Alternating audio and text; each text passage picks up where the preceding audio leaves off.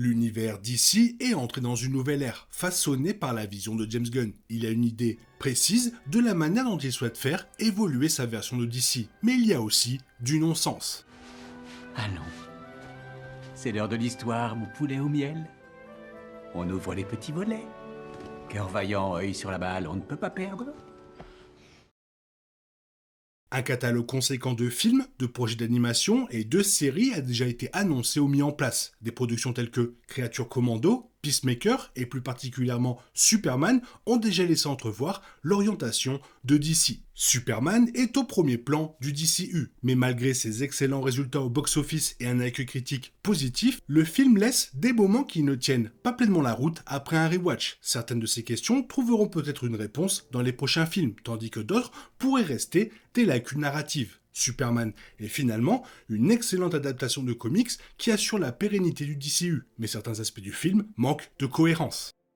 Superman a été présenté comme le grand lancement du DCU sur grand écran. Si des projets comme Peacemaker saison 1, Blue Beetle et The Suicide Squad sont vaguement liés à cette chronologie, Superman a été le premier projet majeur entièrement centré sur la nouvelle chronologie. Certains des personnages les plus méconnus du DCU, comme Green Lantern, Hawkgirl et Mister Terrific, ont été intégrés à cette réalité et la représentation de Superman s'est éloignée de celle du DCEU. Toutefois, Superman n'était pas le premier projet DCU se déroulant dans cette chronologie. Créature Commando de James Gunn est sorti bien avant, et comme la série explique les conséquences de la dissolution de la Suicide Squad tout en présentant Rick Flag Sr., qui apparaîtra plus tard dans Superman, la série est essentielle à l'histoire. Il est étrange qu'il s'agisse du premier contenu DCU, car elle n'était même pas disponible à l'étranger pendant un certain temps. Créature Commando n'a tout simplement pas de sens comme introduction d'un univers.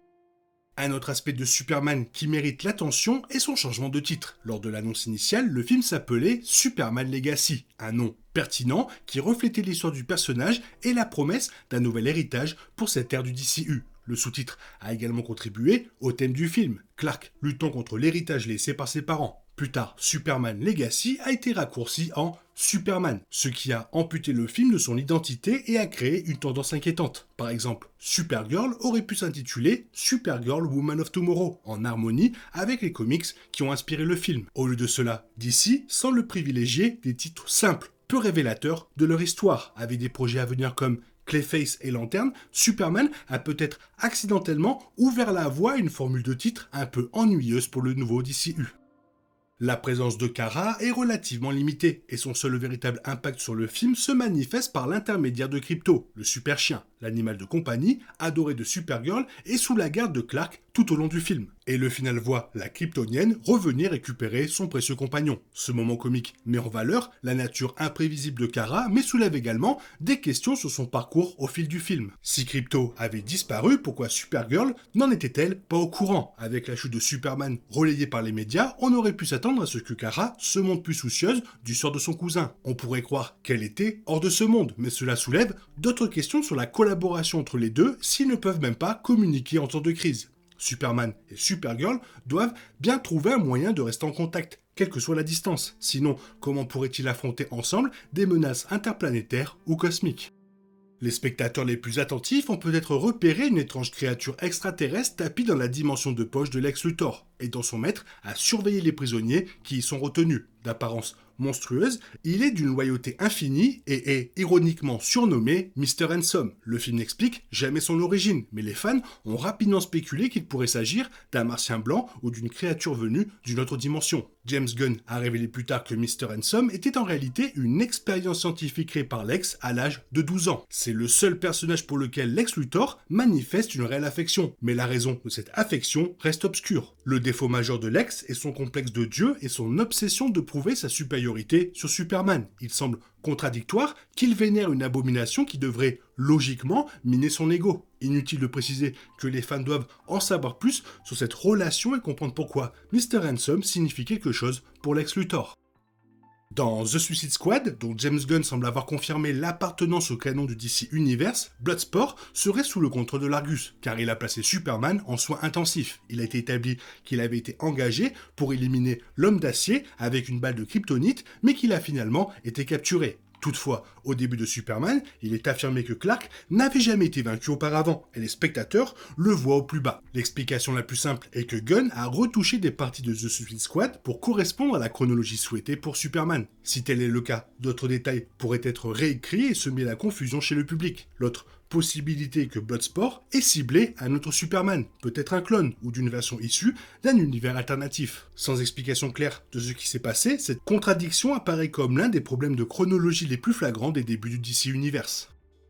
L'un des rebondissements importants de Superman a été la révélation que Ultraman est en réalité un clone de Superman. Mr. Handsome aurait probablement dû être pris plus au sérieux, comme un présage, et Lex fait de son mieux pour expliquer comment il a obtenu l'ADN de Clark. Cette révélation concorde également avec les suppositions des fans, car il était peu probable que Ultraman soit une version de Superman d'une Terre alternative. Après la défaite de Ultraman à la fin du film, les spéculations vont bon train quant à son retour sous la forme de Bizarro. Toutefois, le plus étrange est que Superman ne rallie jamais qu'il se bat contre lui-même. Peut-être ne se demande-t-il pas qui se cache sous le masque d'Ultraman, ou peut-être ne reconnaît-il pas sa propre force et ses propres mouvements et ses propres pouvoirs. Il est possible que le costume de Ultraman soit doublé de plomb, empêchant Superman d'utiliser sa vision à rayon X pour comprendre qui se trouve en dessous du costume. Quelle que soit la raison, le public a besoin d'une explication sur la façon dont Clark a pu passer à côté de ce qui se trouvait sous son nez.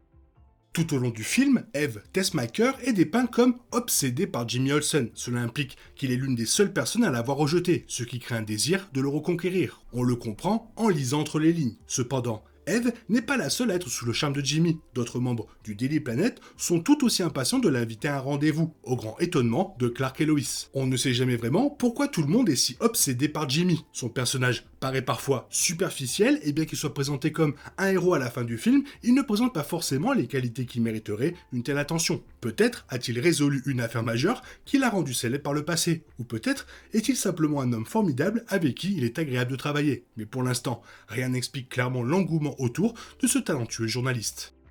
L'un des moments les plus choquants fut la décision de Hawkgirl d'assassiner le chef de Boravia. C'est un dictateur qui aurait dû rendre des comptes à la justice, mais il est clair que Hawkgirl a déjà été confronté à une tyrannie similaire, à en juger par sa réaction. Mais compte tenu de l'attention que Superman a suscité pour son intervention dans une crise politique, les actes de Hawkgirl auraient dû avoir des conséquences plus graves. Peut-être est-ce bien caché compte tenu des ressources financières de Maxwell Lord, mais ce moment n'a guère de sens sans plus d'explications. Dans la saison 2 de Peacemaker, Hawkgirl est toujours un membre actif du gang de la justice et se promène en toute liberté. Ses actes n'ont pas eu de conséquences durables et on en parle peu dans Superman non plus. Une grande partie du conflit du film se concentre sur les désirs de Vasil Gurkos, qui a manipulé les médias et soumis son propre peuple à des horreurs, mais une fois qu'il est écarté, on n'en parle plus. C'est un choix étrange pour une personnalité critique sur la scène mondiale. Superman est présenté comme le sauveur des habitants de Jaranpur qui entretiennent l'espoir malgré le monde qui se retourne contre l'homme d'acier. Cependant, ce n'est pas Superman qui les sauve une seconde fois, mais le Justice Gang avec Green Lantern, Mr. Terrific, Hawkgirl et Métamorpho qui se portent volontaires pour rendre service à Superman. La scène est palpitante et le combat intense, mais cela n'a pas beaucoup de sens dans le contexte de l'histoire. D'un point de vue logique, Superman ne pouvait évidemment pas aider à Jaranpur car il avait ses propres conflits à régler. Toutefois, compte tenu des thèmes du film, il semble absurde que Clark n'ait pas été prévu pour retourner à Jaranpur. Surtout que c'est cette même nation qui lui a permis de garder espoir. Le fait qu'il ne soit pas venu au moment où ils en avaient besoin suggère qu'il ne se souciait guère du soutien qu'il lui a apporté. Cela ne fait probablement pas bonne impression aux yeux de ceux-là même qui ont hissé son drapeau. L'un des plus gros problèmes auxquels Superman est confronté dans le film est la révélation que sa famille voulait qu'il utilise la Terre comme base pour construire une nouvelle Krypton. Il n'a pas été envoyé sur cette planète uniquement pour protéger ses habitants, mais pour assurer la survie de son espèce. C'est Lex Luthor qui récupère ces images, révélant au monde qui est réellement Superman. Les gens se retournent contre lui, perdant l'espoir qu'ils avaient autrefois placé en son héroïsme. Puis il sauve la ville et tout semble être pardonné. Les images sont toujours disponibles, accessibles pour tous. Avec la propagation rapide des complots et la confiance dans les héros qui s'amenuisent, il est difficile de croire que Superman soit pleinement de retour dans les bonnes grâces du public après une victoire décisive. Mais Superman avoue à peine le doute qui a envahi le pays à la fin du film. Le film a profondément transformé les parents de Kal-El et il faut espérer que les suites aborderont le problème de la croyance persistante de l'homme d'acier dans le projet de construire un harem sur Terre. Même si le travail de James Gunn est incroyable pour le nouvel univers d'ici, c'est vrai qu'il y a quand même des choses qui n'ont pas de sens. Toi, qu'est-ce que tu en penses? Qu'est-ce que tu vois de plus? N'hésite pas à me le faire savoir dans la zone commentaire, sinon comme d'habitude, bisous bisous, bye bye. Il est est impossible de compter sur les autres de nos jours. On est obligé de tout faire soi-même. Je me trompe? Rien de grave. J'avais tout prévu. Où va le monde? Je vous le demande.